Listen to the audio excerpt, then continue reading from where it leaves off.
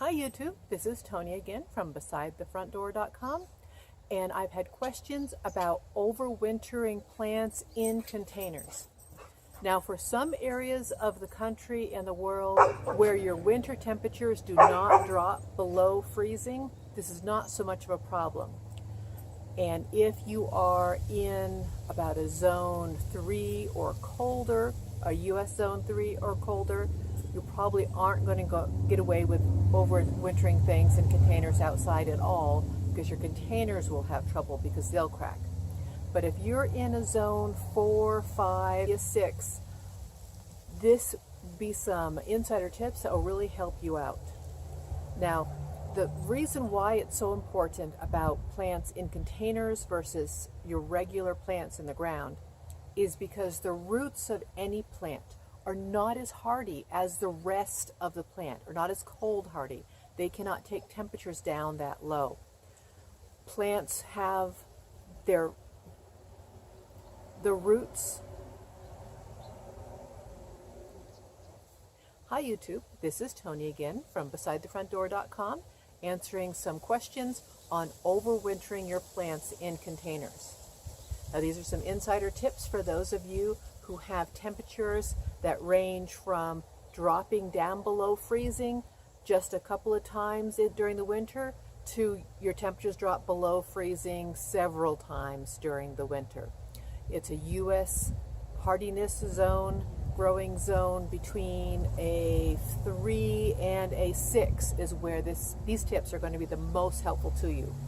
Now, the reason why it matters is, number one, for your containers, you want to have a container that is not going to absorb water, and then when the temperature drops, then it's going to crack because the water in those pores will freeze. So you have to look for frost-resistant pottery, or go for fabric bags that you will bury. We'll cover that later. Or concrete, something that is made to withstand those temperatures dropping up and down, not a regular terracotta by any means. Here are a few tips that will help if you have a plastic. This is to insulate the inside of that container. You can use some of that low volume spray foam that will help put a nice layer in there. Do that before you plant this up. If you already have your plants in the container and are not going to take them out to insulate the inside of your container, then when you put your container in a protected area where it's out of the wind, preferably up against the house, something like that, and then bury it in mulch. The finer the mulch, the better, not those big chunks. Something like a soil pep or a small bark or a soil conditioner would work great. And then you can reuse all of that next summer for mulching things, so nothing goes to waste. This is going to protect those roots. Now, the reason why it's a big deal about plants in containers over the winter is because the plant's roots are not as winter hardy as the rest of the plant. The soil will get down to freezing, and then it will freeze solid and stay at freezing. It doesn't drop down to -10, -20, -40, like we can get up in the air and still have the plants live. The upper part of the plant is adapted to deal with those temperatures, but the roots didn't need to adapt to that because they're in the ground and they don't drop down like that. That's why you need to protect those roots, or bulbs, those underground structures. Now, you will always get some sort of root damage if you do not get them protected. You may possibly be able to winter something over by chance. It didn't get that cold. It was in a special protected spot. But if you want to be sure that things are going to make it through the winter, you need to protect those roots. So first, go back to the tip of burying that plant in a mulch.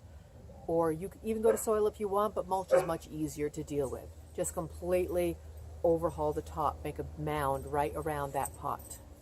The second thing you can do is, and this is easy if you have a raised bed, go ahead and dig a hole in your raised bed and drop that pot right down into that raised bed so that you have all the surrounding soil is just protecting that pot, protecting those roots. Pop it on out next spring, wash off the outside, and you are good to go. Those are the two best ways to deal with, easy ways to deal with overwintering your pots. If you found this helpful, please click like and subscribe below, and also put your questions below so I can answer them in future videos. Bye. We'll start again completely. Hi YouTube, this is Tony again from BesideTheFrontDoor.com, and we're going to talk today. What the hell are we going to talk about? Plants have the roots.